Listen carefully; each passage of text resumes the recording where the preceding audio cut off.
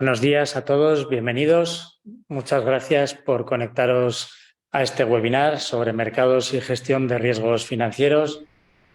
Gracias en especial a CaixaBank por impulsar esta jornada y más en especial aún a Carlos, a Álvaro y a Iñaki por compartir vuestro conocimiento con todos nosotros a lo largo de la próxima hora.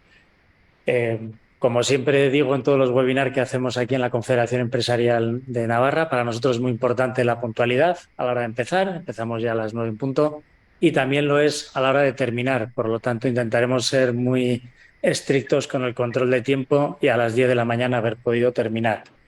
La estructura de la mañana será, en primer lugar, Álvaro y después Iñaki nos harán una exposición sobre la temática, que no puede estar más de actualidad, sobre los mercados y los riesgos y la gestión de riesgos financieros. Posteriormente, Carlos hará una intervención y tendremos también un turno de preguntas que moderaré yo. Para trasladar preguntas a los ponentes, por favor, hacerlo a través de la herramienta de preguntas y respuestas que tiene Zoom. No nos trasladéis las preguntas a través del chat, porque no las gestionaremos ahí, sino a través de la herramienta de preguntas y respuestas de Zoom. Por mi parte, nada más, volver a agradecer tanto a Carlos como a Álvaro y a Iñaki su presencia. Y como lo más interesante son los ponentes, doy paso a Álvaro para comenzar. Muchísimas gracias. Muy bien, pues nada, simplemente estaba diciendo agradeceros a todas las personas que habéis decidido acompañarnos esta mañana, el que queráis, bueno, pues compartir esta hora, este espacio con nosotros. Por supuesto, agradecer a CEN, a mis compañeros en la Dirección Territorial Ebro de CaixaBank, la organización del evento, y un evento en el que, como apuntabas, Carlos, pues vamos a abordar pues la situación actual y las perspectivas para el año 2023 de los mercados financieros en aquellos aspectos que tienen un mayor impacto en el ámbito empresarial. Hablaremos de tipos de interés, hablaremos de tipos de cambio, centrado en eurodólar, porque es la divisa principal de nuestros clientes, y hablaremos del precio de las materias primas. En mi caso, siempre que me piden hacer esto, hablar sobre, entre comillas, el futuro, pues me gusta incorporar un pequeño disclaimer. Y es que, bueno, pues a lo largo de los próximos minutos lo que vamos a hacer es un análisis razonado de cómo pensamos que pueden evolucionar dichas variables, pero en modo alguno nos consideramos adivinos de bola de cristal ni vamos a intentar adivinar el futuro, sino que simplemente lo que queremos es compartir con nosotros cuáles son esos drivers que pensamos que pueden tener un mayor impacto en estos riesgos que comentábamos, tipo de interés, tipo de cambio, precio de las materias primas, para que a partir de aquí, bajo una perspectiva empresarial, pues tengáis una add-on, una información adicional en base a la cual poder, digamos, tomar vuestras decisiones. Y para ello, bueno, pues hemos estructurado esta presentación, como decís, en dos grandes bloques. El primero en el que yo, bajo una perspectiva macroeconómica, analizaré todos esos factores que están impactando actualmente en los mercados, y una segunda parte ya mucho más práctica, en la que mi compañero Iñaki pues aterrizará una realidad de gestión de riesgos financieros, cómo digamos manejar este entorno convulso realmente que tenemos. Comencemos con los tipos de interés. El año 2022 pues vimos cómo supuso un punto de inflexión significativo en lo que es el mundo de tipos de interés, tras prácticamente pues 15 años de políticas monetarias fuertemente expansivas. Pues 2022, las fuertes presiones inflacionistas que se vieron, digamos, incrementado en cuanto a su problemática por la explosión de la guerra de Rusia y Ucrania, y como consecuencia de los precios de la energía, de materias primas energéticas se dispararon, pues llevaron a los bancos centrales a cambiar radicalmente el sesgo de sus políticas monetarias. Y aquí vimos como, bueno, pues bancos como la Reserva Federal reaccionaron muy rápido y con mucha contundencia. En el gráfico que tenéis en pantalla, pues vimos cómo durante 2022 la Fed subió en 425 puntos básicos sus tipos de referencia, y otros bancos que, bueno, pues fueron un poquito más rezagados, como pudo ser el caso del Banco Central Europeo, donde aquí lo que se produjo pues fueron unas subidas que tardaron más en producirse, y cuando llegaron lo hicieron, digamos, en una menor magnitud. El año pasado el Banco Central Europeo subió 250 puntos básicos. A partir de aquí,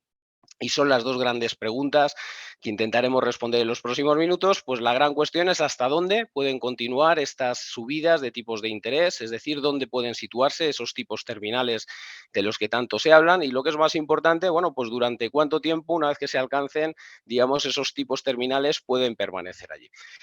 Para dar respuesta a esta pregunta, en el caso de la Reserva Federal, pues bueno, lo tenemos mucho más fácil. Ayer, digamos, hubo reunión de la Reserva Federal y en esta reunión, pues una de las cosas que se actualizaron fueron los famosos dot plot, ¿no? Que esta es una de las herramientas que a nosotros nos resulta de mucha utilidad a la hora de estimar esos tipos terminales. Los dot plot es simplemente una encuesta que se realiza a los 19, digamos, las 19 personas que son miembros del Consejo de Gobierno, el máximo órgano de representación de la Reserva Federal, 12 de las cuales tienen derecho de voto en las decisiones de política monetaria. Por tanto, en esta encuesta, en estos dot plot que se realizan, digamos, a los máximos representantes en relación a la política monetaria en Estados Unidos, se les pregunta con carácter trimestral y, como decimos, pues esto es información de ayer por la tarde, dónde ven los tipos de interés en los próximos años. Aquí en el gráfico vemos cómo cada puntito de esto representa un voto, no un voto, sino digamos un punto de referencia de un miembro de ese comité y aquí en la escala de la derecha, pues lo que tenemos es dónde están viendo los tipos de interés. Por ejemplo, pues hay una persona de este comité que está viendo los tipos de interés en los entornos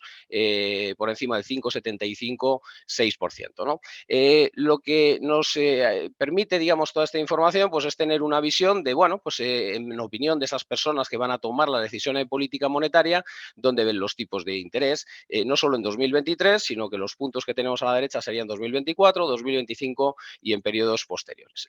Ayer lo que vimos en relación a los dot plot pues fue simplemente que prácticamente permanecieron inamovibles en relación a las previsiones que teníamos en diciembre de 2022. Es decir, se están viendo en valor promedio unos tipos terminales en Estados Unidos en los entornos del 5,25%, situación que es coincidente con las previsiones que nosotros manejábamos. Esto es una buena noticia. Básicamente lo que nos deja entrever es como las crisis que se derivaron del Silicon Valley Bank, del First Bank, pues básicamente se considera o podemos entender que consideran que el impacto está muy limitado, muy acotado, que las medidas que se han adoptado por parte de la Fed son suficientes para, digamos, acotar el problema y que, por tanto, la gestión de la política monetaria va a seguir con su foco en lo que es el control de la inflación, en la macroeconomía y no tanto en buscar la estabilidad del sistema financiero, por cuanto, bueno, pues sobreentendemos que esa situación, a vista de lo que piensan en relación a la evolución de tipos de interés, pues parece que seguramente esté superada en sus peores consecuencias. Con esto, pues ayer lo que vimos por parte de la Reserva Federal es subir tipos al rango 4,75-5% y a partir de aquí, pues nosotros esperamos que se produzca una subida entre la reunión de mayo y junio, es decir, dentro de este primer semestre de 2023, hasta alcanzar ese rango 5,25% de fluctuación en los tipos de la Reserva Federal en Estados Unidos y consideramos que este sería el tipo terminal, sería el punto de llegada en este proceso, digamos, de subida de los tipos por parte de los bancos centrales.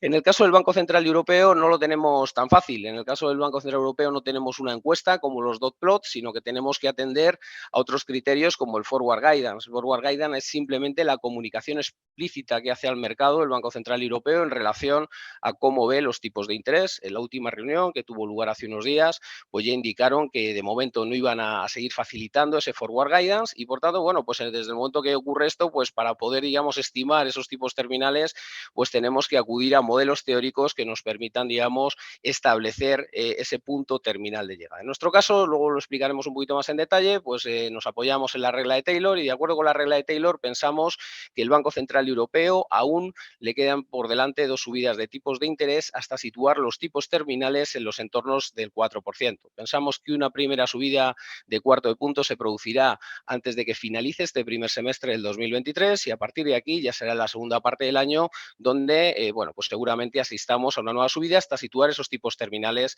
en el 4%.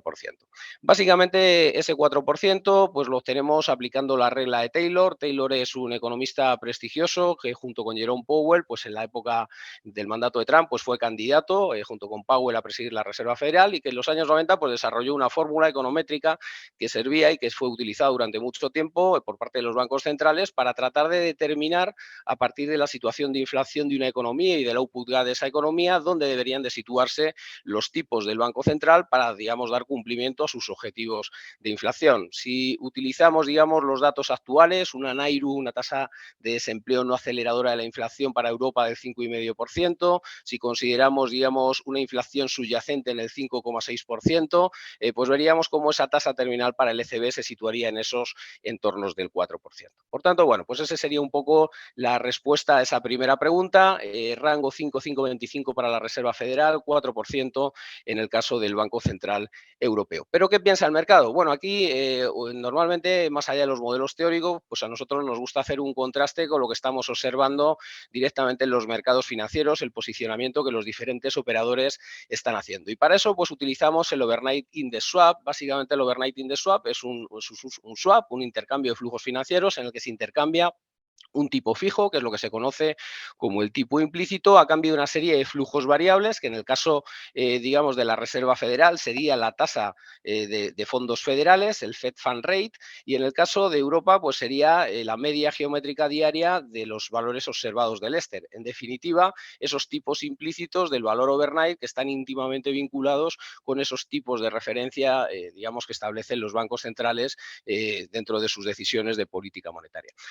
Aquí os he pintado dos cuadros, un poco cuál era la situación el 7 de marzo, antes de que se produjera la crisis del Silicon Valley Bank, y cuál fue la situación justo en el momento posterior, el 14 de marzo, cuando se empezaron a conocer los problemas. Con carácter previo, pues el mercado descontaba unos tipos terminales en Estados Unidos en los entornos del 5,6% y no comenzaba a haber bajadas en los tipos de interés antes del año 2024, con posterioridad a la información conocida del Silicon Valley Bank, esa semana, digamos, de duda que hubo en relación a qué podría pasar, pues esta tasa terminal se ajustó hasta niveles del 4,8% y el mercado en su posicionamiento empezó a descontar bajadas de tipos ya a partir del segundo semestre de 2023. Y si hoy sacásemos esta foto después de la decisión adoptada ayer por parte del Banco Central, de la Reserva Federal, pues lo que volveríamos a ver sería una foto muy parecida a esta que tenemos pintada a la izquierda del 7 de marzo. Una foto en la cual, bueno, pues el mercado ha vuelto al posicionamiento que tenía y alineándose con lo que veíamos aquí, este gráfico de dot plot, en el cual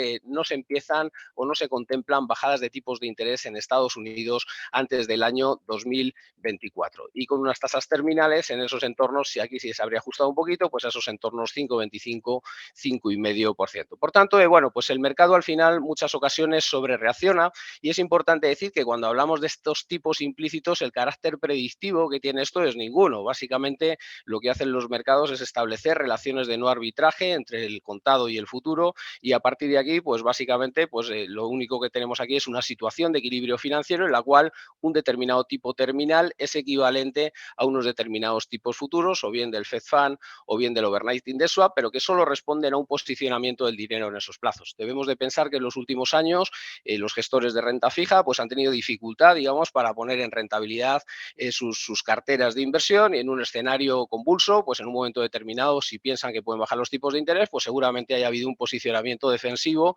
de invertir recursos a plazo y eso ha presionado, digamos, estos tipos implícitos a la baja, pero en modo alguno eso tiene efecto predictivo sobre lo que puedan hacer los bancos centrales a posteriori. Normalmente esa discusión está más en lo que hablábamos al principio, que es el contexto macroeconómico y del que hablaremos a continuación.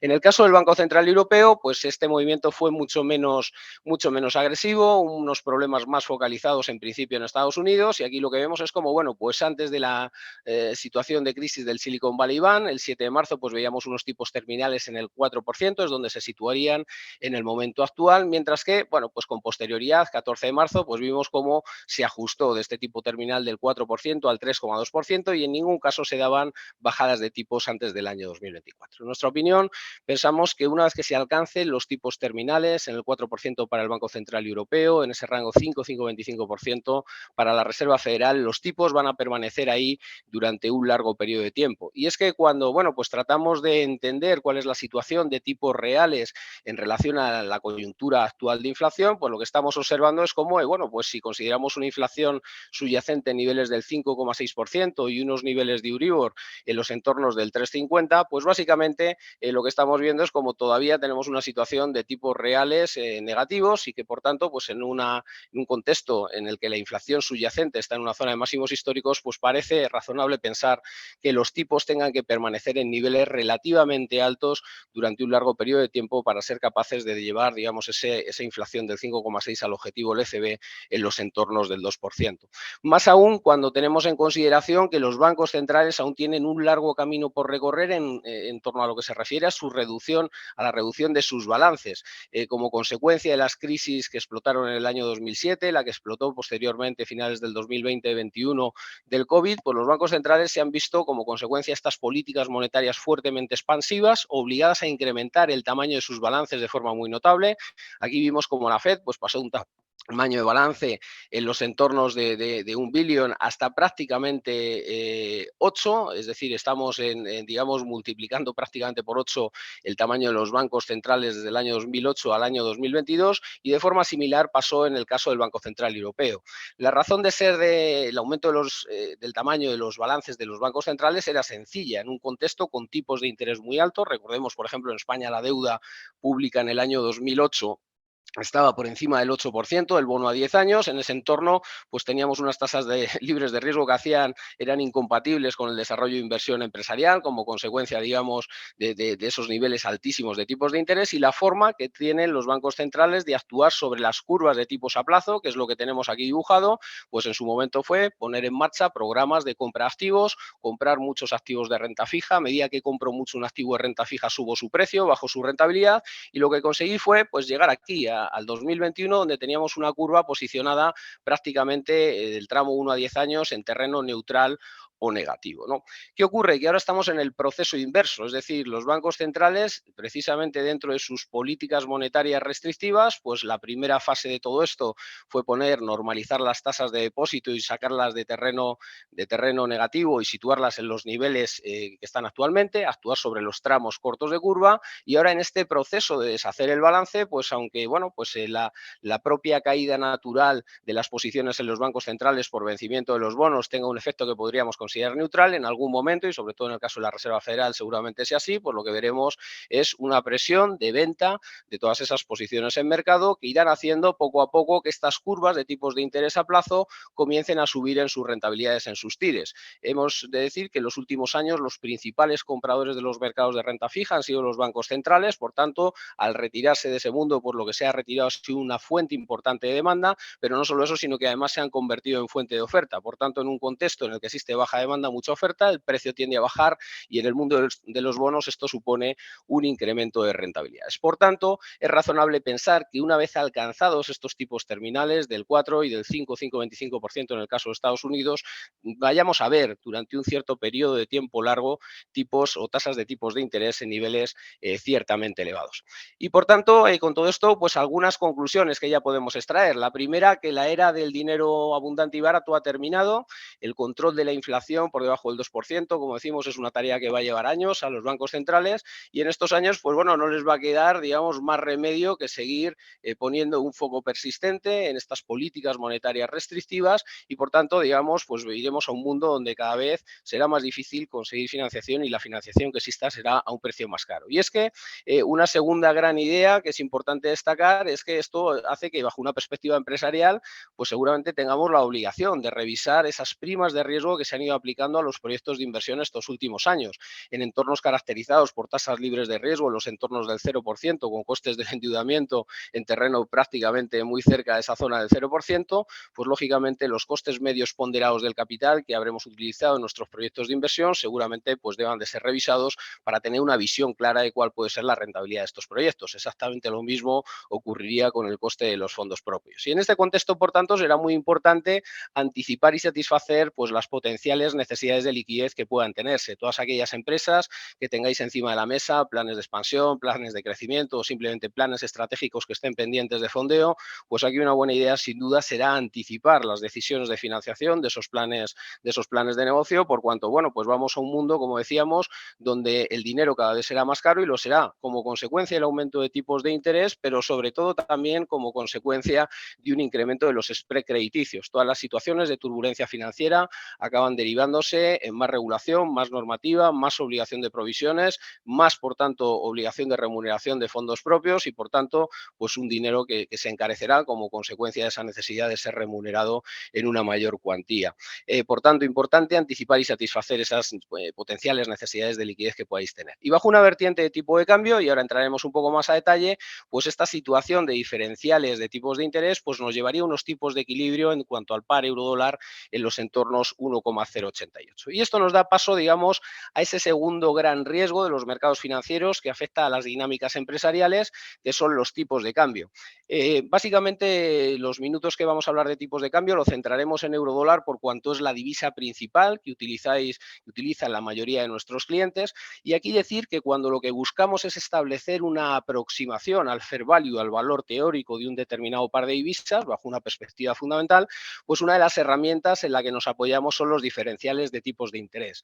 Aquí, permitirme la simplificación, la idea es muy sencilla.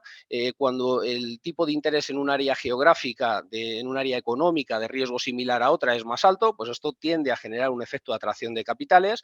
Esto es lo que pasó el año pasado en Estados Unidos. De repente la Fed se pone a subir los tipos de cambio de una forma rápida y en una magnitud grande. Vemos cómo se posiciona en esa zona del 4,5. El Banco Central europeo reacciona en una menor medida, más lentamente y en una menor magnitud. Esto abre el diferencial de tipos de interés y a medida que se produce esa apertura del diferencial de tipos de interés, se produce un efecto de atracción para invertir dinero a una mayor tasa de interés en Estados Unidos. En este proceso, pues básicamente, si yo quiero invertir a esa mayor tasa, vendo mis euros, si estoy en Europa, compro dólares, por tanto, al vender mis euros de precio el euro a precio el dólar, y básicamente este flujo de movimiento lo que genera es un tipo de cambio de equilibrio, paridad del paridad del tipo de interés, que es el que me hace indiferente invertir en un área económica a un tipo de interés frente a otra que tiene un tipo de interés menor. Bueno, pues eso es lo que tratamos de calcular cuando analizamos los diferenciales de tipos de interés, y ahí es de donde sale ese valor teórico, ese punto de equilibrio del 1,0880. Es decir, no jugamos a hacer una adivinación de bola de cristal, sino que tomando en consideración la evolución que conforme a nuestras previsiones situaría ese diferencial de tipos en el plazo de un año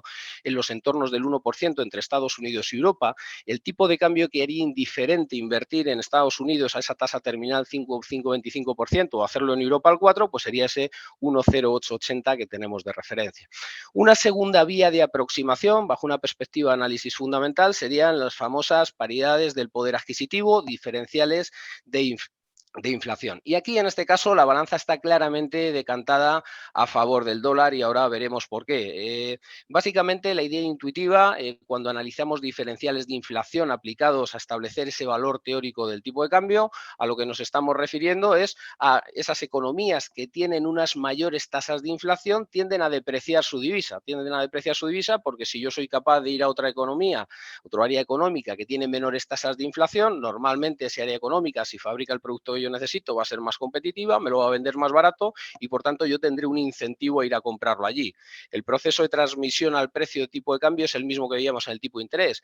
Si yo quiero comprar fuera en un sitio que es más barato, venderé mis euros, compraré, en el ejemplo que poníamos, dólares para adquirir esto en Estados Unidos si fuera más barato allí, y en este proceso depreciaré el euro, apreciaré el dólar. ¿Hasta qué punto? Hasta un punto en el cual el tipo de cambio me equipare la opción de comprar en Europa o comprar en Estados Unidos con, digamos, situaciones de inflación diferentes. En este caso, la tasa de equilibrio que se alcanzaría con los diferenciales de inflación actuales entre Estados Unidos y Europa estaría en los entornos del 1,01%. Y aquí vemos que, digamos, beneficia claramente a Estados Unidos porque cuando se analizan, digamos, un poco la situación de inflación en Estados Unidos, pues vemos cómo el control de la inflación allí seguramente sea mucho más fácil que lo pueda ser en Europa. De hecho, tras el pico alcanzado en junio del año pasado, en los entornos del 9,1% en tasa de variación interanual, pues lo que hemos visto es cómo tanto la inflación general como la inflación subyacente en Estados Unidos ha venido cayendo de forma importante. Actualmente tenemos la inflación general en los entornos del 6%, la subyacente del 5,5%, pero la buena noticia que hay aquí es que tanto la subyacente como la general están bajando a diferencia de lo que ocurre en Europa. Y esto seguramente es así porque en Estados Unidos la inflación, y es el gráfico central, presenta un claro componente de demanda. Básicamente, cuando nos fijamos en cómo está estructurada la inflación en Estados Unidos, pues lo que vemos es cómo la pata del sector servicios pues pesa de una forma muy significativa, y esto son buenas noticias por cuanto las políticas monetarias restrictivas convencionales que se están haciendo actualmente en Estados Unidos de subir los tipos y subirlos muy rápido suelen ser bastante eficientes para controlar una inflación que tiene su origen en el lado de la demanda. En el caso de Europa, es el gráfico que tenemos aquí a la derecha, pues la situación es diferente. Tenemos una inflación con un claro foco en el componente de energía, también en la alimentación y bebidas no alcohólicas, por tanto, digamos, un sesgo importante de la inflación hacia el lado de la oferta. Esto hace que, o ha hecho que durante 2022 esas políticas monetarias restrictivas que se impusieran fueran menos efectivas, como veremos luego, que en el caso de Estados Unidos, pero bueno, en el comienzo del año 2023, sobre todo en este primer semestre, veremos como por un efecto de base pues podrían jugar a favor de un control de la inflación, sobre todo en este primer semestre en cuanto a la tasa general de inflación. Lo veremos ahora en unos minutos. Pero volviendo un poco a la idea general, decíamos, seguramente sea más fácil controlar la inflación en Estados Unidos, decíamos porque tiene un origen de demanda, decíamos las políticas monetarias convencionales nos permiten gestionar más adecuadamente estas inflaciones con origen en la demanda, pero además es que en Estados Unidos existe una perfecta alineación entre políticas monetarias y políticas fiscales. Y esa es una gran idea y una gran diferencia con lo que ocurre en Europa. En Europa tenemos unidad de acción en cuanto a la política monetaria, no así en cuanto a la política fiscal, y esto lo que hace es dificultar la transmisión o la más rápida transmisión de los efectos, digamos, de la política monetaria sobre la inflación, y además, bueno, pues en ocasiones genera ciertas distorsiones o puede generar ciertas distorsiones en los objetivos finales en la medida en que esas políticas fiscales pudieran no estar alineadas perfectamente en todos los países de la eurozona. Por tanto, digamos, Estados Unidos este es un problema que tiene resuelto, pero además, y otra diferencia importante con la situación de inflación en Europa, es que los efectos de segunda ronda ya se encuentran incorporados en gran parte. La economía americana, el mercado de trabajo en Estados Unidos es un mercado bastante flexible, como todos conocéis,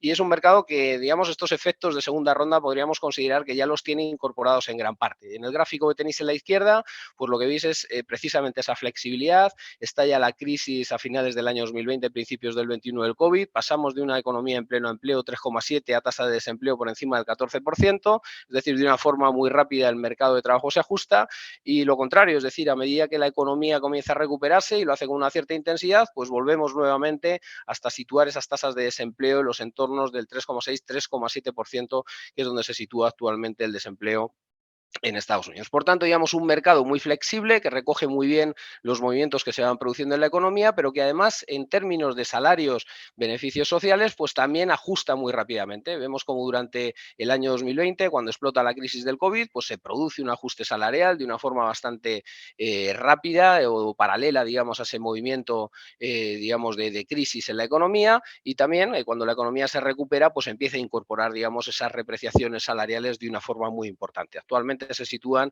los incrementos salariales en Estados Unidos por encima del 5%, es una tasa muy alta, pero ya vemos cómo han empezado, digamos, a descender para adaptarse a la nueva situación. Por tanto, podríamos decir que estos efectos de segunda ronda ya se encuentran incorporados en gran parte, a diferencia, como veremos ahora, de lo que ocurre en Europa. Y es que en Europa, una primera gran diferencia, y aquí se ven un poco precisamente los efectos de estas diferencias, pues vemos cómo la tasa general, tras los máximos alcanzados en el mes de octubre del 22, en esta zona, pues en los entornos del 10 y pico, casi 11%, pues hemos visto como la inflación general ha comenzado a bajar, como consecuencia, lo veremos ahora, de una disminución de los precios de las materias primas, pero sin embargo vemos como la inflación subyacente continúa su senda, digamos, alcista hasta esta zona de máximos que se sitúa actualmente del 5,6%.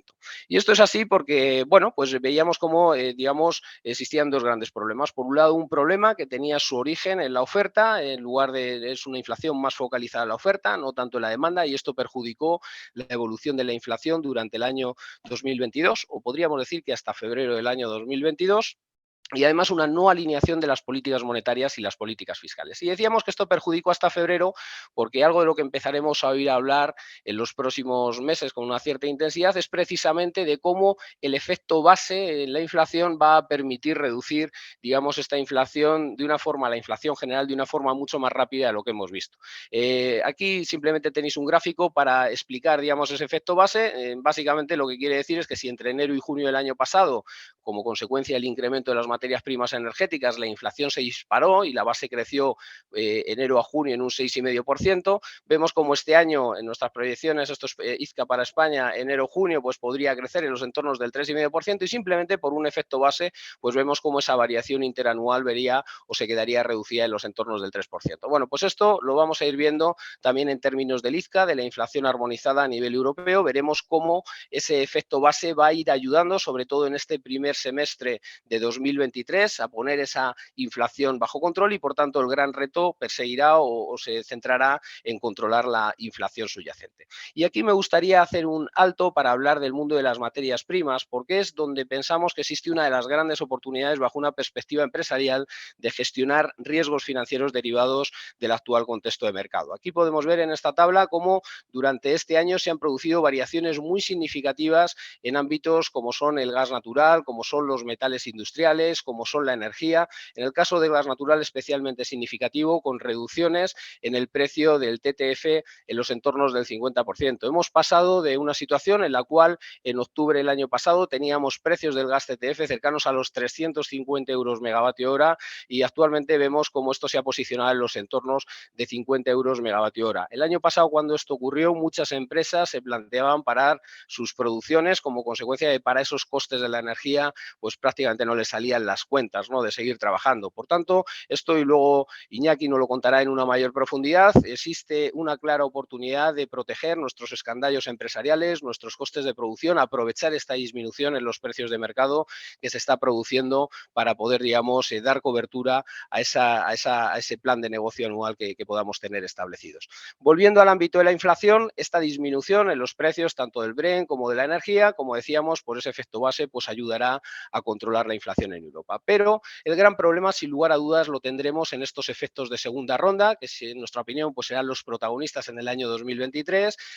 Pensamos que, a diferencia de lo que ocurre en Estados Unidos, pues aquí todavía queda un largo camino por recorrer. Cuando analizamos Q1, Q2, Q3 del 2022, cuáles fueron, digamos, esos costes laborales o el incremento de costes laborales en términos de sueldos y salarios, vemos cómo se situaron en promedio en los entornos del 2,70% y bueno, pues estamos viendo cómo durante este año 2023 todos estos procesos de renegociación salarial pues están siendo muy superiores y seguramente esto tenga un cierto impacto, una cierta presión sobre ese digamos, ámbito inflacionario. Por tanto, en este contexto, los diferenciales de inflación entre Estados Unidos y Europa pues nos llevarán a una situación en la que decíamos manejamos unos datos de inflación para Estados Unidos en los entornos 4,1 a final de año, 4,6 para el caso de Europa y en ese contexto los diferenciales de inflación, decíamos, jugarían a favor del par euro-dólar y por paridad del poder adquisitivo, ese tipo de cambio que me hace indiferente comprar en un sitio u otro con diferentes tasas de inflación, pues se situaría en los entornos del 1,01. Cuando hemos finalizado, digamos, el análisis fundamental de la divisa, veíamos cómo el par euro-dólar por diferenciales de tipos de interés lo situábamos en 1,08,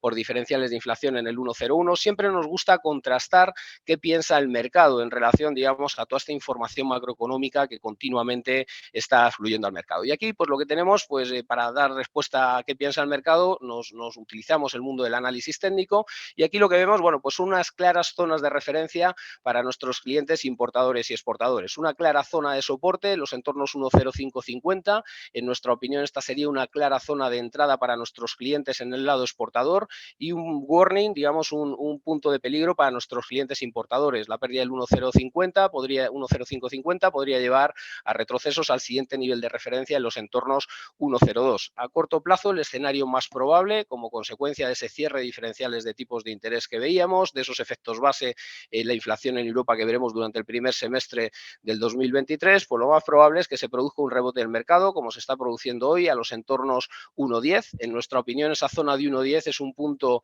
de entrada para nuestros clientes en el lado importador y más aún teniendo en cuenta, bueno, pues esta es una zona importante de resistencia, seguramente al mercado le cueste un tiempo romper este nivel, pero bueno, siendo cautos en las magnitudes que incorporamos por cuanto la ruptura de esta formación de hombro cabeza a hombro, esta línea roja que configura la línea clavicular, pues nos podría dar una proyección adicional del euro dólar a los entornos 1,12.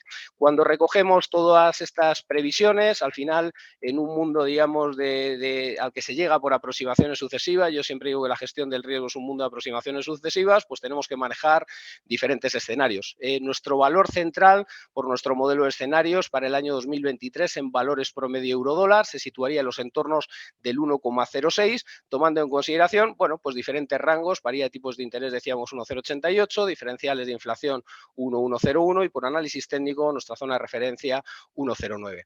Cuando le preguntamos al mercado dónde está viendo el euro-dólar, porque tengáis también la información, pues los valores promedio para el euro-dólar año 2023 se situarían en estos entornos de 1,08. Y por tanto, ya para finalizar, pues algunos grandes mensajes y ya para darle paso a Iñaki, y es que, bueno, pues la volatilidad en los tipos de cambio va a continuar durante el año 2023. Esto es algo que nos afecta en la parte alta de la cuenta de resultados y, por tanto, no cubrir el riesgo de tipo de cambio pues puede comprometer seriamente la cuenta de resultados. Ahora Iñaki nos dará algunas ideas de cómo podemos gestionar este riesgo en este año 2023. Decir que el proceso de subida de tipos de interés aún no han finalizado, pero lo que es más importante, que una vez que se alcancen esos tipos terminales, 4% en Europa, 5, 5,25 en Estados Unidos, pues esos tipos van a permanecer ahí durante un largo periodo de tiempo. En este sentido es importante aprovechar la inversión de la curva y el descenso paralelo que se ha producido en estos días en la curva de tipos de interés a plazo para transformar las financiaciones que podamos obtener a tipo variable en nuestros balances en financiaciones a tipo de interés fijo. Luego Iñaki seguro que os cuenta alguna alternativa interesante en este sentido y lo que es, en mi opinión, también un factor de oportunidad grandísimo en el contexto actual, que es la bajada del precio de las materias primas. Es una gran oportunidad para quitarnos de encima de la mesa un riesgo que se puede complicar de forma notable. Estamos en un año hidrológicamente malo, eso hace que los precios en el pool cada vez sean más caros, tenemos problemas con la cogeneración, pendientes del desarrollo de un Real Decreto, y esto complicará también, digamos, los precios de la energía en ese ámbito. Tenemos un conflicto Rusia-Ucrania que cada vez, a medida que se acerca ese verano, pues se irá incrementando los impactos que puedan derivarse y todos los factores de incertidumbre que hemos hablado. Por tanto, un buen momento para intentar aprovechar y cubrir el precio del coste de abastecimiento, de gas TTF, de electricidad para el año 2023. Así que sin más, pues ya doy paso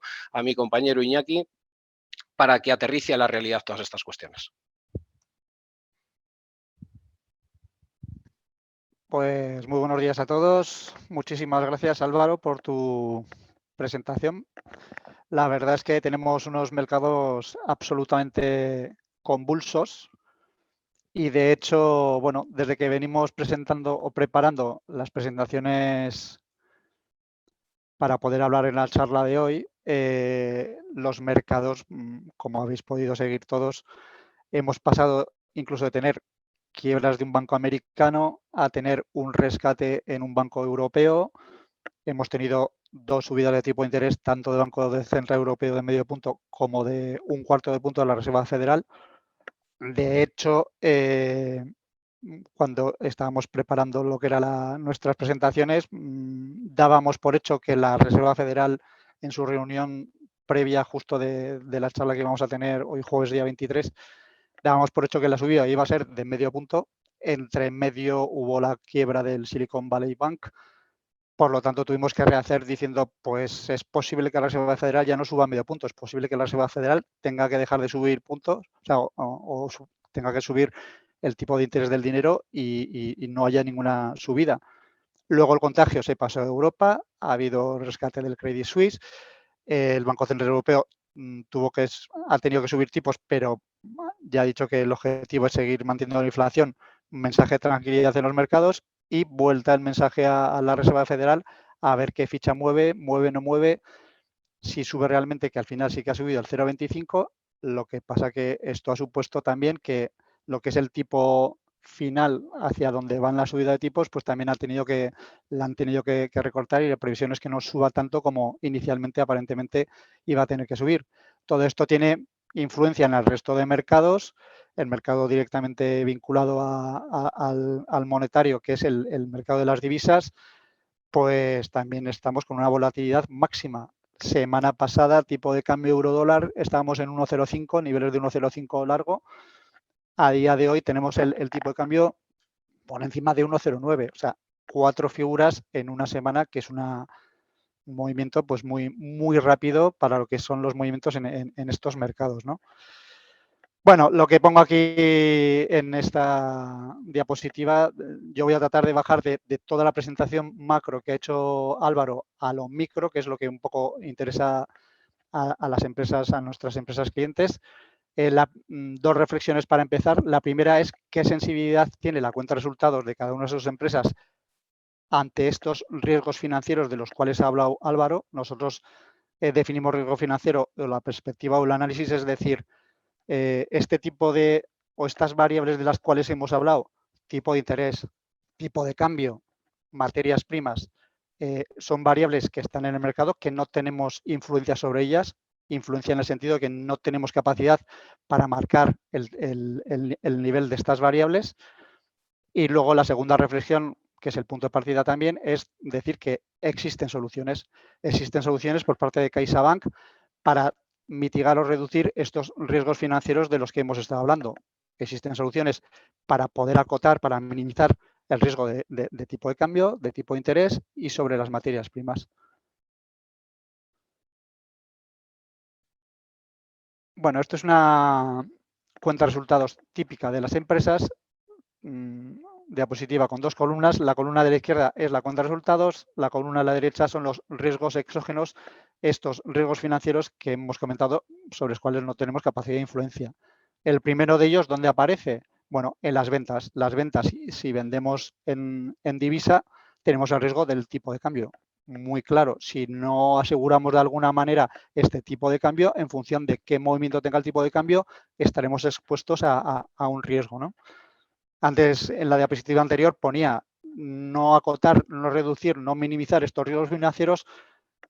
Para nosotros, o el análisis es que puede llegar a ser especulativo. Si nos quedamos con una posición abierta a mercado y no la cubrimos o no cerramos de alguna manera, una evolución adversa de esa variable en el mercado puede hacer que ese porcentaje que la variable vaya en nuestra contra, automáticamente reduzca nuestro margen comercial, de producción, etcétera.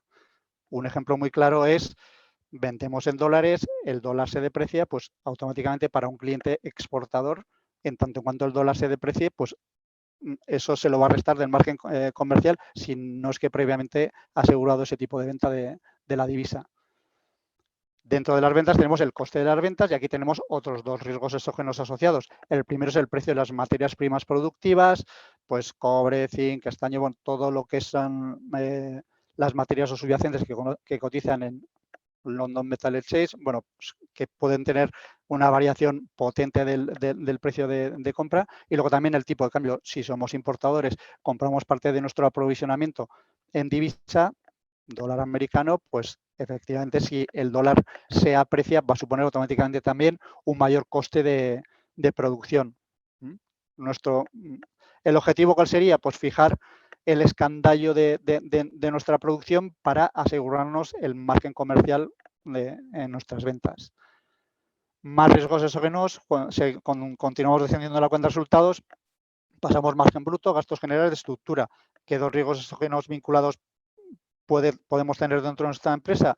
Pues el primero es el precio de las materias primas. Todo esto ya lo ha anticipado Álvaro. Aquí tenemos un precio al cual hemos sido muy sensibles desde el comienzo de la guerra de Ucrania, ¿no? Que es el gas y la electricidad.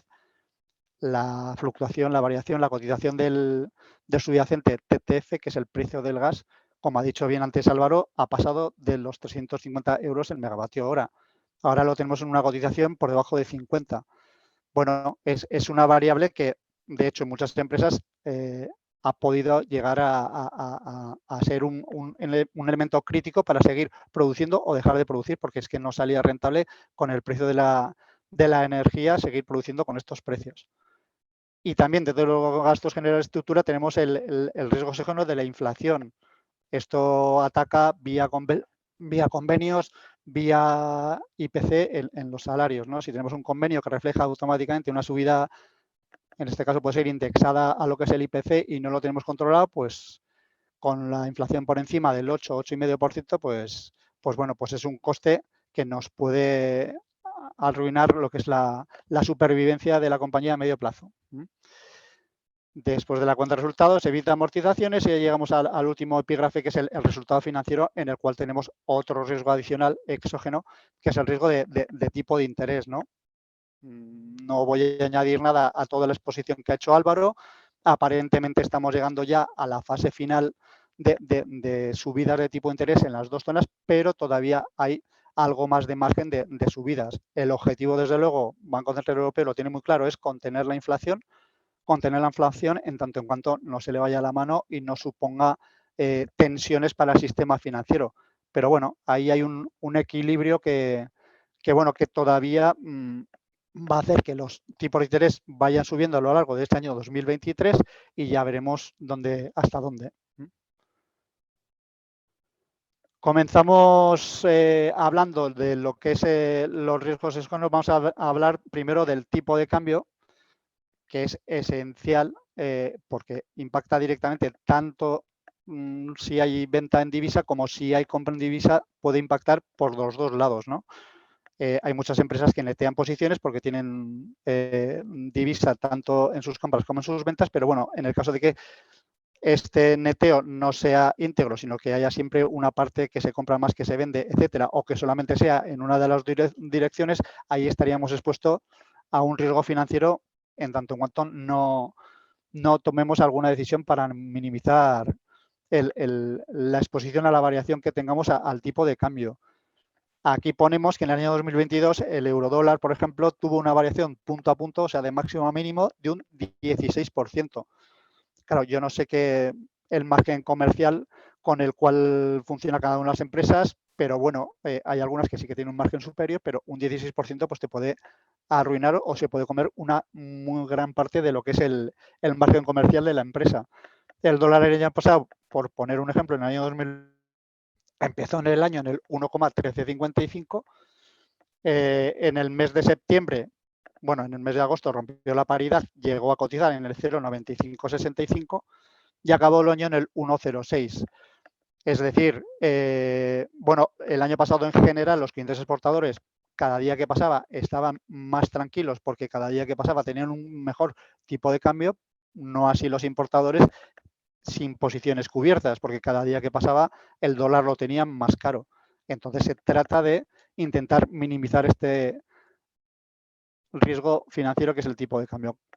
¿Cómo lo podremos conseguir? Bueno, lo que tenemos que hacer siempre en la construcción de cualquier derivado sobre un subyacente, o en este caso sobre el tipo de cambio, el tipo que podemos conseguir sobre el precio del contado va directamente vinculado con dos variables. La primera de ellas son los puntos swap. Si, por ejemplo, estamos hablando del euro-dólar, los puntos swap son sobre el precio del contado, qué diferencia o qué mayor diferencia le tengo que aplicar al precio del contado para conseguir un precio de compra futuro. Esta diferencia, este spread, este diferencial, estos puntos swap, se calculan en función de la diferencia de tipo de interés entre la zona, en este caso si es euro-dólar, zona euro y la zona de Estados Unidos, Reserva Federal. Ahora mismo, como la Reserva Federal tiene los tipos superiores a la zona euro, ahora mismo hay un diferencial positivo. En el caso de que seamos importadores, nos sale más barato el precio de compra para un importador a 3, 6, 12 meses. Y en el caso de que seamos exportadores, este diferencial, estos puntos swap, restan, los tenemos que quitar al precio que tenemos del contado del tipo de cambio. Siempre para calcular un precio futuro, calculamos sobre el precio del contado y le añadimos o restamos estos puntos swap en función de si somos importadores o exportadores, en función de qué diferencia entre los tipos de interés.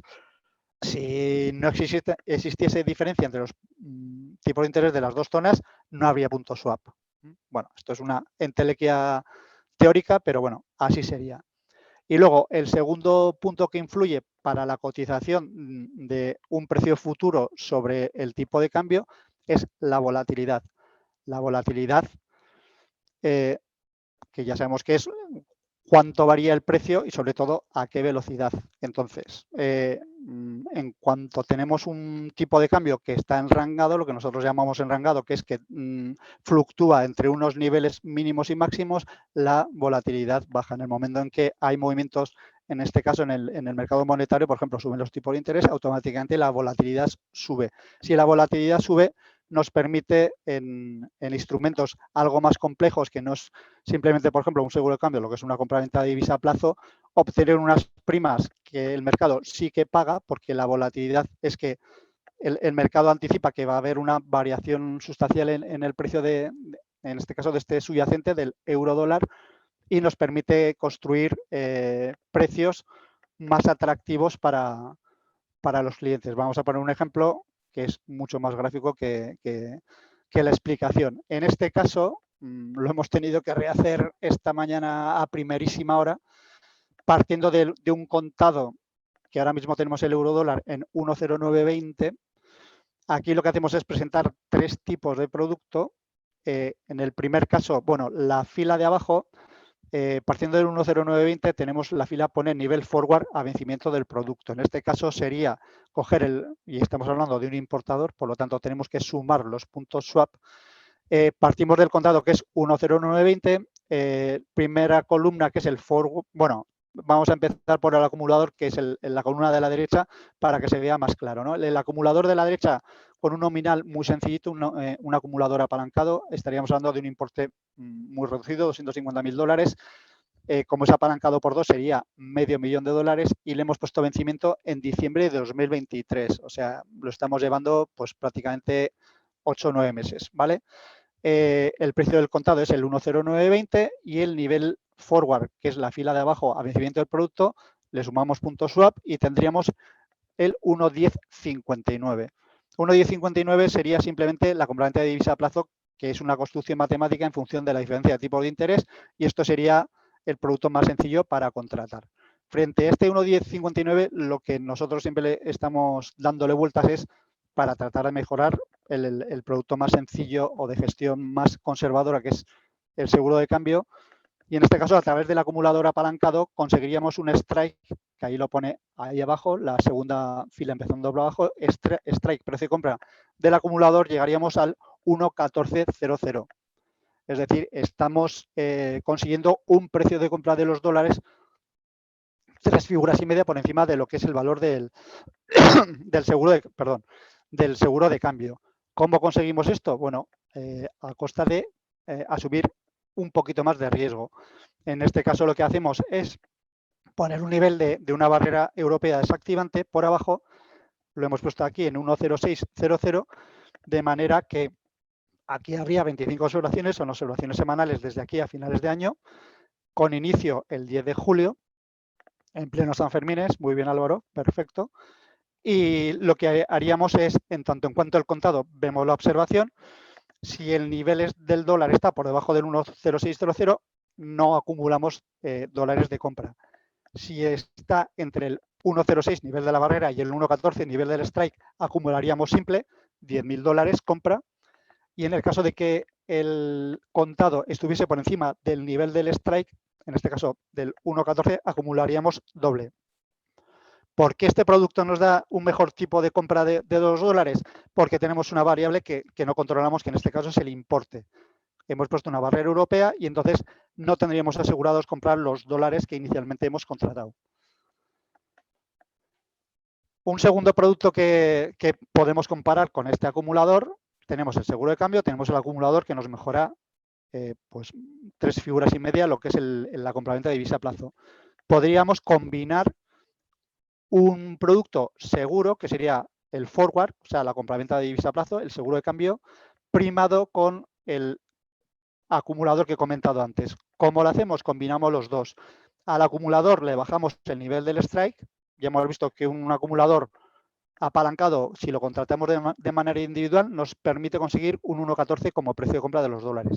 Si lo que hacemos es bajarle este nivel del strike, perdemos algo de pasta, pero primamos el forward que conseguimos, que en vez de que nos dé, en este caso le hemos puesto vencimiento el 30 de junio, en vez de darnos un 0,982, que sería el precio del contado más los puntos swap, conseguimos elevarlo al 1,1180. ¿Cómo lo conseguimos? Pues efectivamente realizando la contratación de ambos productos a la vez. Por lo tanto, conclusión, tenemos un contado. Sobre este contado tenemos el producto más sencillo, más conservador, que es contratar un seguro de cambio. El seguro de cambio es una construcción matemática que es coger el precio del contado y sumarle los puntos swap hasta el vencimiento que tenemos contratado. Tenemos un tipo de cambio que en este caso, además, como los tipos de la Reserva Federal son superiores a los del Banco Central Europeo, vamos a obtener, en el caso de los importadores, un mejor precio de compra. Si además de este buen precio de compra queremos mejorarlo, tenemos posibilidades. Una, contratar de manera individual el producto, el acumulador apalancado. Con este producto ahora mismo conseguiríamos llegar incluso a niveles de 1,1400 para importadores. Si lo que queremos es decir, el acumulador, tenemos el riesgo de que si la observación es inferior al lineal de la barrera europea, habrá observaciones que no acumulemos dólares. Si lo que queremos es hacer un mix, conseguir un mejor precio, pero asegurar el importe a comprar en cada una de las observaciones, tendremos que contratar los dos productos a la vez. Sería contratar un seguro primado y el acumulador ajustándole un poquito el precio del strike.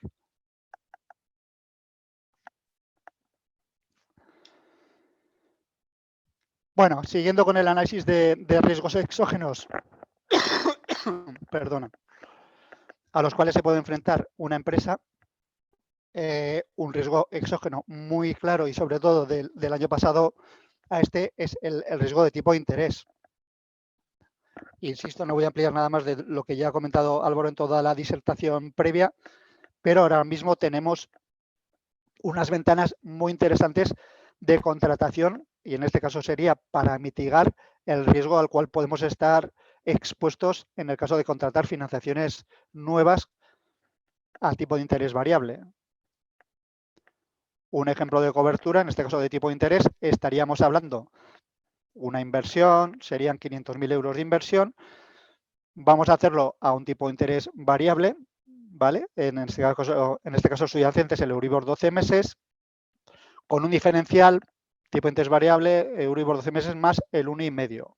Valor del Euribor 12 meses el 3,47. Bueno, la semana pasada el Euribor tuvo la mayor bajada de su historia en un solo día, bajó 4 décimas en el momento en que hubo el rescate que se parecía que se contagiaba Europa, etcétera. Bueno, los tipos de medio largo plazo bajaron. Como ya ha dicho Álvaro, tenemos la curva de tipos de interés invertida, lo cual esto nos permite que ahora mismo, si un cliente solicita una financiación a tipo de interés variable, Euribor 12 meses más 1,5, el tipo de salida del cliente ahora mismo sería un 4,97, incluido diferencial, o sea, tipo de referencia más diferencial. Si hacemos el cálculo de cómo le saldría cubrir esta operación a 5 años en un tipo fijo, nos saldría en el 4,95. Es decir, ahora mismo el precio de hacer fijo algo que es variable es inferior al tipo de salida de la financiación. Por lo tanto, de esta manera conseguiríamos reducir el impacto o la variación que podemos tener en los tipos de interés ahora mismo en el mercado.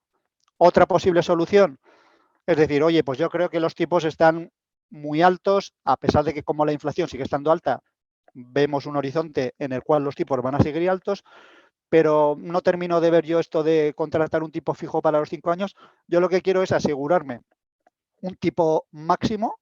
Estoy incluso dispuesto a hacer un desembolso por pagar para que si los tipos de interés superan ese tipo máximo, yo tenga una compensación económica, lo que nosotros llamamos una liquidación positiva, abonaríamos dinero, pero lo que quiero es beneficiarme de una bajada de tipo de interés. Es decir, si la referencia sobre la cual he fijado yo mi financiación, que es el Euribor 12 meses, yo creo que de aquí 2-3 años va a ir bajando, yo quiero que el tipo de interés de mi financiación también vaya pagando cada día menos. En vez de dejármelo fijo para los 5 años, yo quiero beneficiarme de esta bajada de tipo de interés. Bueno, pues lo que podemos hacer es contratar un techo, un cap en el lenguaje del mundo de los derivados, un desembolso inicial que nos cubre ante la subida de la referencia del subyacente. En este caso estamos hablando del Euribor 12 meses, que en el ejemplo lo tenemos marcado en el 3,47, y en función de dónde marquemos este nivel del cap, este nivel del techo, tendríamos que desembolsar una prima. Será tanto más alta cuanto más bajo pongamos este techo. Si lo ponemos en el 3,50 nos exigiría un desembolso de una prima de 8.534 euros. Si dejamos algo de horquilla a la subida, si lo ponemos un poquito más arriba, en un 4% tendríamos una prima de 6.751 euros. Por lo tanto, vemos que la prima va bajando. Y ya si ponemos un techo, incluso en un nivel más alto, en el 4,5, la prima desembolsada sería de tan solo 5.636 euros. Entonces, aquí tenemos dos maneras, dos ejemplos de cómo mitigar este riesgo exógeno, que es el tipo de interés, que nos puede impactar en la cuenta de resultados vía resultados financieros. Y ya por último, también queríamos comentar o trasladar la posibilidad que también existe de poder limitar mediante la contratación de productos derivados los precios de las materias primas, en este caso de gas y de electricidad. Lo queremos comentar como una posibilidad porque ha sido un tema sensible y recurrente en las empresas en los últimos meses. Como ha comentado Álvaro en la exposición, hemos pasado de niveles del TTF por encima de los 350 euros el megavatio hora y ahora mismo la cotización viene a ser en torno a 45-46 euros el megavatio. Sobre esto, ¿qué podemos hacer? Si hacemos una previsión, si tenemos una estimación de cuál va a ser nuestro consumo de gas de aquí a final de año, podemos cerrarnos un precio de compra de este gas, de este TTF. En este caso proyectamos hasta final de año, hasta diciembre de 2023, con una serie de observaciones mensuales y podemos conseguir un precio de compra. Partimos del contado, que es 46 euros el megavatio, y podemos cerrar un precio de compra de 48,5 euros el megavatio. Yo creo que es una clara oportunidad de mercado para poder asegurarse un precio de compra del gas con un precio más o menos razonable para lo que queda de año. Como todos los productos que mitigan los riesgos financieros, no se trata de cubrir igual el 100% del consumo, no se trata de cubrir el 80%, podemos cubrir un porcentaje, un 20, un 30%. Al final, si hace un año nosotros ofrecemos la posibilidad, perdón, de nuevo, ofrecemos la posibilidad de cerrar una compra de gas a un nivel de 48,5 euros el megavatio hora, todo el mundo lo hubiera firmado con los ojos cerrados. Nosotros tenemos la posibilidad de cerrar el precio de compra del gas hasta 2 años vista. Ahora mismo, bueno, está claro que el invierno 2023 pues ya prácticamente ha terminado.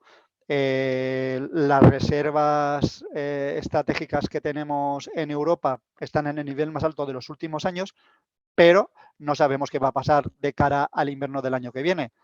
Bueno, podríamos hacer esta misma proyección que hemos puesto aquí hasta final de año, la podríamos hacer hasta junio del año 2024. Y el precio del compra del gas sería bastante similar al que tenemos de aquí a final de año. Por lo tanto, yo creo que ahora mismo, o por lo menos como reflexión estratégica para las empresas, creo que sería un buen momento para plantearse la posibilidad de cubrirse algo de la compra en este caso, del gas para el futuro, no sé si de este año o incluso para todo el invierno que viene. Bueno, y poco más, ya estamos ya en hora, o sea que, bueno, simplemente tipo de cambio, pues riesgo exógeno, desde luego, pues no os voy a contar nada. Hoy es un gran día para los importadores porque el contado está por encima del 1,09, hace una semana estamos en niveles de 1,05, o sea que yo creo que es un momento también, es una buena oportunidad de conseguir contados de 1,09, a nada que nos los llevemos a plazo ya vamos a conseguir un 1,10, por lo tanto 1,10 largo, y ya si empezamos a sofisticar un poco la contratación con acumuladores, con productos combinados, pues podemos llegar a conseguir 1,11, 1,12, incluso con acumuladores 1,14. Por lo tanto, yo creo que hoy tenemos una buena oportunidad de mercado para cerrarnos una parte de lo que sería el aprovisionamiento en el caso de los importadores. En el caso de los exportadores igual lo tenemos que ver como algo defensivo. Si parece que el mercado tiende a que el dólar se deprecie, igual es momento de ir cerrándose también parte de las exportaciones porque de aquí a final de año es posible que el dólar se nos vaya yendo hacia niveles de 1,15, 1,18. Por lo tanto, igual todavía podemos beneficiarnos de un tipo de cambio todavía positivo para un exportador. Tipo de interés, ya hemos comentado que los tipos siguen subiendo, que en próximas reuniones de tanto del Banco Central Europeo como de la Reserva Federal va a haber algo más de incremento de subida de tipo de interés. Ahora mismo tenemos también una buena oportunidad de mercado para cerrar tipo de interés para financiaciones a 5 años a un tipo de interés inferior al tipo del primer periodo. Y de materias primas, pues bueno, no hemos hablado del gas, hemos hablado un poquito de energía.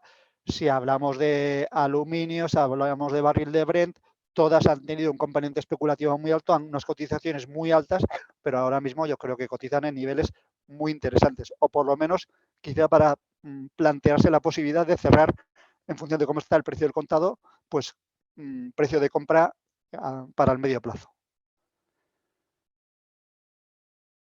Bueno, pues nada más, muchísimas gracias y yo creo que ahora pasamos al turno de ruegos y preguntas o cualquier aclaración.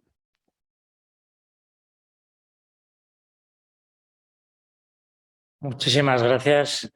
Iñaki, en realidad debiéramos pasar al turno de preguntas, pero como decía al principio, que nos gusta ser puntuales para el inicio y para terminar, hemos recogido 3 preguntas. Quizás formulo la última y las otras 2 os las trasladaremos para que luego el que las ha formulado podamos responderle. Por trasladaros una pregunta, dice, ¿por qué pasar mi deuda, que actualmente es de tipo variable, a tipo fijo, si parece que el ciclo de subidas de tipo está próximo a terminar?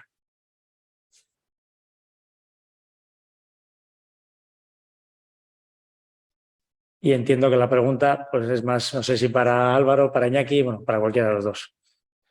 Como queráis, Iñaki, vamos, no sé si querías tú responderla. Básicamente, bajo una perspectiva de gestión de riesgo financiero, al final lo que buscamos en un entorno empresarial es dotar de, digamos, visibilidad a la cuenta de resultados.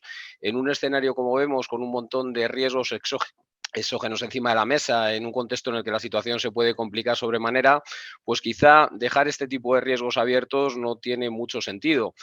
A día de hoy hemos hablado de los tipos terminales, hemos contado un poco que pensamos que se van a permanecer ahí durante un periodo largo de tiempo y bueno, pues en nuestra opinión el transformar hoy esas financiaciones a tipo variable en un tipo fijo, pues lo que ayudarían a las empresas es en un horizonte, normalmente las financiaciones son a largo plazo, son componentes estructurales de la cuenta de resultados y en un contexto, como decimos, de muchos riesgos exógenos, el poder dotar de visibilidad a esas proyecciones financieras a lo largo del tiempo, pues quizá tiene mucho sentido. Más aún cuando tenemos en consideración, en el caso sobre todo de empresas endeudadas, pues en estos contextos de ciclo en los que el crédito normalmente se vuelve mucho más restrictivo, cuanta mayor visibilidad tienen las áreas de riesgo en relación a los ratios de cobertura del servicio de la deuda, pues más fácil es levantar las financiaciones y además esto también pues normalmente tiene un impacto claro en cuanto a los precios que se marcan a las mismas, ¿no? Entonces existen digamos, sin lugar a dudas, yo recuerdo hace un año que estuvimos en un foro parecido, también allí con CEN de Navarra, hablando de tipos de interés. Decíamos que ese era el momento, con tipos negativos de oportunidad única para cubrir tipos de interés. Aquel fue el momento de oportunidad, aquello ya pasó. Hoy lo que estamos es bajo una perspectiva defensiva, planteando que seguramente las cosas pues, pueden seguir complicadas durante un cierto periodo de tiempo y que en ese contexto tendría sentido, digamos, proteger al máximo la cuenta de resultados, ¿no? Y esa sería un poco la explicación bajo mi punto de vista. No sé, Iñaki, si tú tienes algo más que... Yo creo que está claro, Sí, ¿no? Iñaki, si quieres añadir algo. sí, poco más. O sea, al final también, bueno, ya he comentado que existen 2 tipos de producto. Tenemos lo que es el convertir efectivamente, swapear, lo que es cambiar un tipo de interés variable en un tipo fijo, pero luego también existen otras opciones, como por ejemplo lo que es el CAP, ¿no? El techo de la financiación, para no estar expuesto a que si excede de ese tipo de interés superior haya una liquidación positiva, en este caso el cliente no tenga que pagar un tipo de interés superior y sin embargo sí que beneficiarse de una bajada de tipo de interés si es que intuimos o prevemos que quizá en el año 2000, a partir del año 2024, los tipos vayan a ir bajando. Muy bien, pues como decía antes, nos gusta la puntualidad. Muchísimas gracias, Álvaro, muchísimas gracias, Iñaki. Y doy paso ahora a Carlos, director comercial de Banca Empresas de la Dirección Territorial Ebro de CaixaBank, para que cierre este webinar, reiterando nuestro agradecimiento a vosotros, a los ponentes y a todos los asistentes. Así que, Carlos, pues cuando quieras. Muchas gracias. Muy rápido, Carlos, porque yo creo que lo interesante ya se ha comentado. La verdad es que cuando elegimos la fecha para la celebración de esta jornada sobre mercados y gestión de riesgos financieros, no imaginábamos que nos encontraríamos en este contexto de gran incertidumbre y alta volatilidad. De estas y otras cuestiones creo que muy interesantes nos han hablado pues, nuestros 2 extraordinarios ponentes, Javier Albo Palomares y Iñaki Zúñiga, que les agradezco su intervención. Creo que podemos concluir que la definición de una adecuada estrategia nos va a ayudar a fortalecer la cuenta de resultados, minimizando los principales riesgos a los que se exponen las empresas. Espero que esta jornada haya servido para extraer conclusiones que nos permitan acometer las decisiones más adecuadas en un contexto que, a pesar de las dificultades, también presenta grandísimas oportunidades para poderlo hacerlo bien, para gestionar y para hacer de una dificultad una ventaja competitiva.